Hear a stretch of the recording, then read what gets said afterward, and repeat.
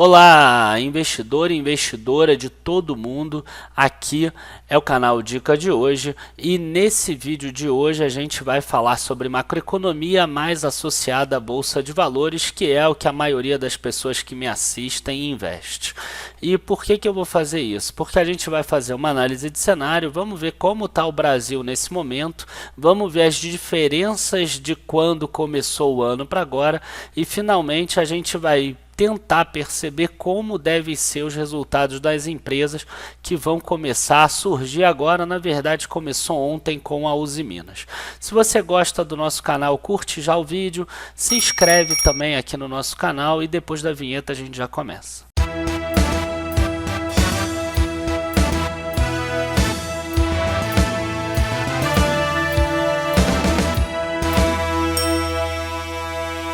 Bom, gente, eu nunca canso de repetir que investir em ações, investir na Bolsa de Valores é um exercício de longo prazo, porque você compra, na verdade, empresas. Na verdade, você compra mais do que empresas, você compra a possibilidade dessa empresa gerar retornos futuros e retornos que sejam crescentes, porque aí a tua renda vai aumentar cada vez mais, o teu patrimônio vai aumentar cada vez mais. Então, esse é o grande objetivo de um bom investidor de longo prazo. Você está comprado em ações de empresas que vão crescer no longo prazo. Só que as empresas elas dependem do ambiente macroeconômico, ou seja, de um ambiente que esteja em um país com condições para que ela exerça esse potencial de crescimento dela, ou às vezes até no mundo que faça com que ela exerça esse poder de crescimento dela. Porque tem algumas empresas, inclusive dentro daqui da nossa bolsa, que tem uma receita de exportação muito maior. Então o que eu tenho para dizer aqui é que tem determinadas empresas que vão acabar se dando melhor em um determinado cenário, às vezes num cenário de inflação alta, de dólar alto e etc. E tem outras empresas que não. Elas vão se dar melhor em um cenário de inflação mais baixa, de um mercado interno mais aquecido e etc. Tá? Então eu separei aqui alguns indicadores desse primeiro trimestre de 2019 para que a gente possa analisar aqui com calma e ver principalmente as diferenças de expectativas e ver quais são as empresas que podem se beneficiar com isso. Então eu já vou começar aqui pela inflação IGPM que está aparecendo aqui, que aí a gente já fala logo o erro que a gente teve e aí depois a gente passa o resto do vídeo numa boa. Quem é membro Gold sabe que eu tirei a Taesa lá da carteira, dica de hoje, se eu não me engano, em dezembro, mais ou menos, do ano passado, porque para mim estava claro que o IGPM aqui já vinha numa trajetória de queda, ele já tinha chegado no ponto de inflexão e aí ele cairia para uma média, como está lá no Boletim Focus, em torno de 5%. Na verdade, 5% era a previsão no início do ano. Então, para mim, isso era muito claro. Os contratos da Taesa e das outras empresas também são sempre reajustados pela inflação das outras empresas transmissoras de energia. Então, para mim, era muito claro que elas iriam gerar resultados menores. E aí a gente vê aqui que teve uma nova inversão, né? A inflação começou a subir. Então, as empresas transmissoras de energia, elas devem gerar retornos positivos, devem gerar bons resultados nesse primeiro trimestre, sim. E eu vou tentar aqui fazer com que o vídeo seja mais otimista. O pessoal está reclamando que eu tenho ficado pessimista. Então vamos tentar pegar aqui setores que vão ficar positivos por causa disso. Então esse aqui seria um primeiro cenário. A Taesa é a principal em relação à IGPM. As outras empresas elas são mais lastreadas ao IPCA. E aqui a gente pode incluir também alguns fundos imobiliários de recebíveis, tá? Ou até os fundos imobiliários mesmo, vão ter reajustes maiores. A gente vê que aconteceu a mesma coisa. Embora seja com um potencial aqui menor, não foi tão nítido quanto a gente viu no IGPM, a gente vê que teve uma queda aqui da inflação também, que foi até dezembro, janeiro, teve uma inflexão e está subindo.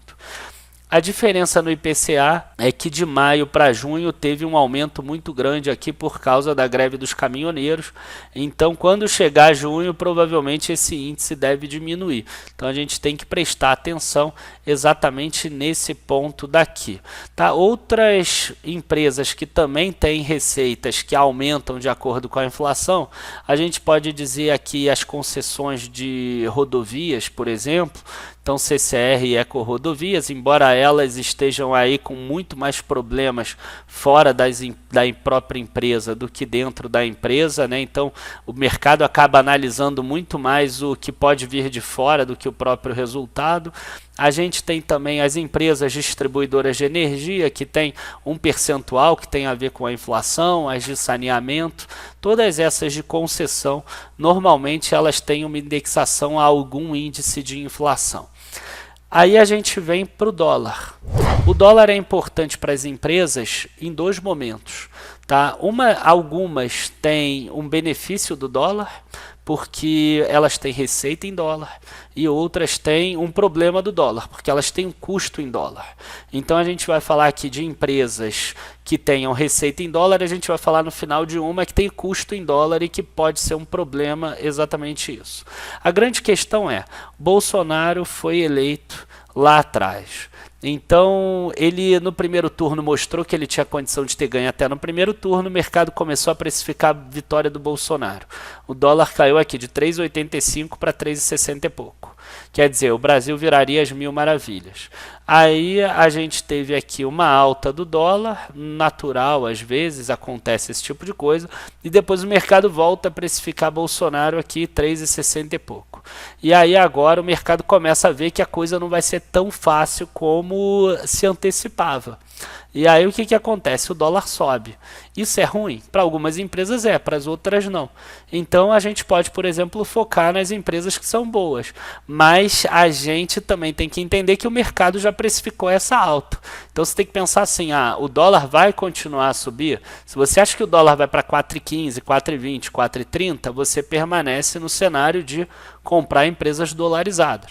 Empresas dolarizadas, a gente vai estar falando, por exemplo, de uma Tupi, por exemplo, a gente está falando da própria Vale, a gente está falando de Petrobras, de PetroRio, de QGEP, de Suzano, enfim, a gente está falando desse tipo de empresa. Se você acha que o dólar vai cair, essas empresas já estão precificadas. Aí você já tem que investir ao contrário dessas empresas. Agora, algumas empresas dessas que eu citei, como por exemplo a Vale e a Petrobras, para ficar nas duas maiores, elas têm um duplo impacto, porque elas vendem commodities. O que é commodity? É um produto que, independente de onde você produza ou você extraia no mundo, ele é igual. Então, o minério de ferro extraído aqui pela Vale é parecido com o minério de ferro extraído lá na Austrália, por exemplo.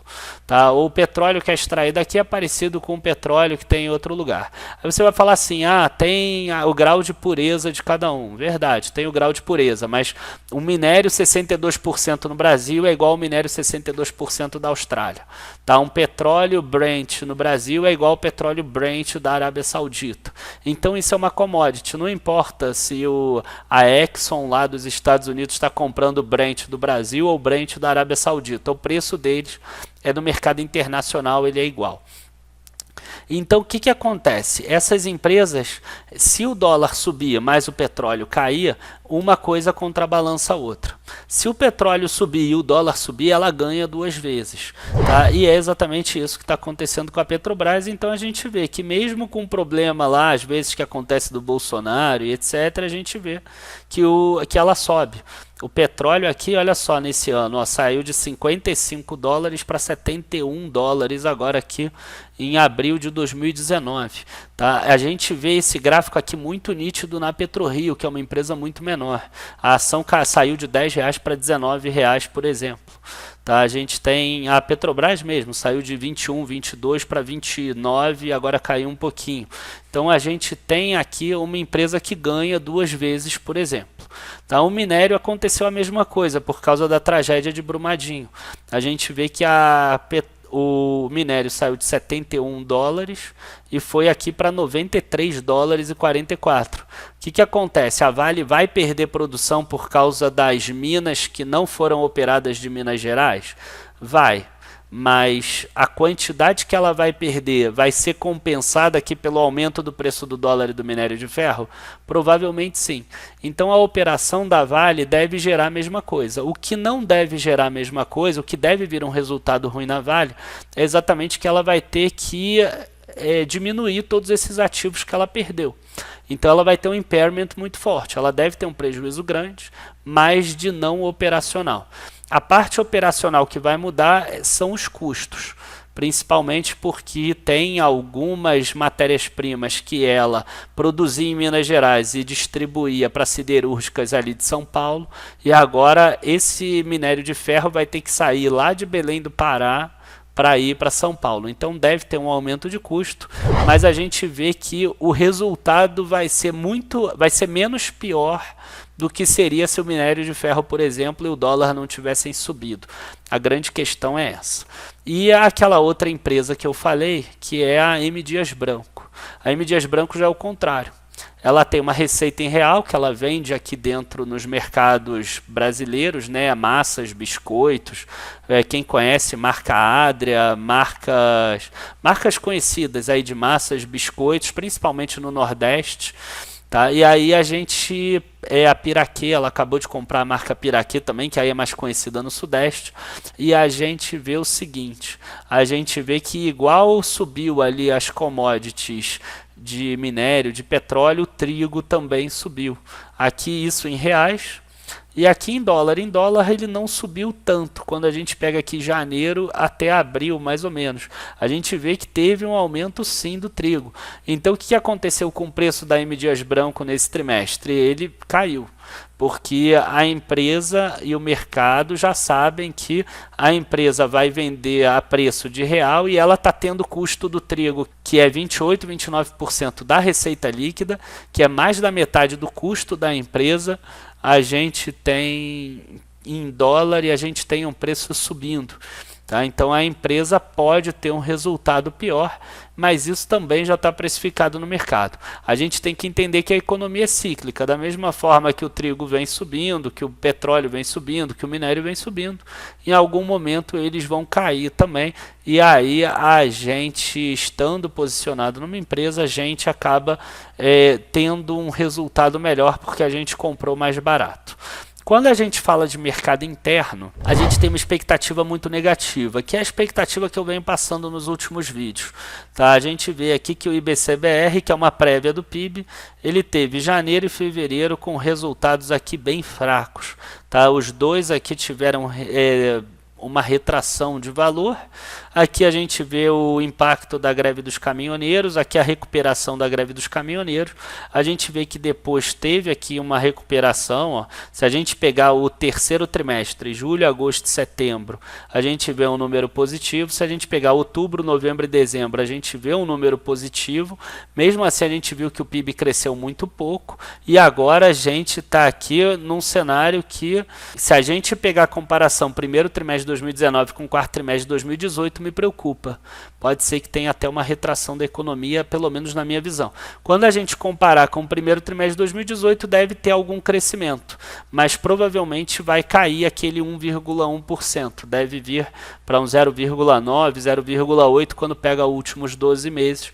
Então, quando a gente fala de varejo brasileiro, quando a gente fala de indústrias que focam extremamente dentro do nosso mercado, a gente deve ter uma queda. Então a gente viu aí muito varejo com queda de preços nesses últimos períodos, porque o mercado já está precificando isso. Então a gente viu uma queda, por exemplo, de Vulcabras, a gente viu uma queda na Grendene, a gente viu uma queda em Ipera, a gente viu várias outras empresas que no início do ano a gente esperava que o mercado brasileiro iria crescer, né, o mercado interno, que esse seria o ano do mercado interno, a gente vê que não, a gente vê que o mercado interno está em uma queda, e Inclusive, a inadimplência está aumentando também para banco, a dívida das famílias está aumentando também agora no primeiro trimestre, então pode impactar toda essa questão do mercado interno.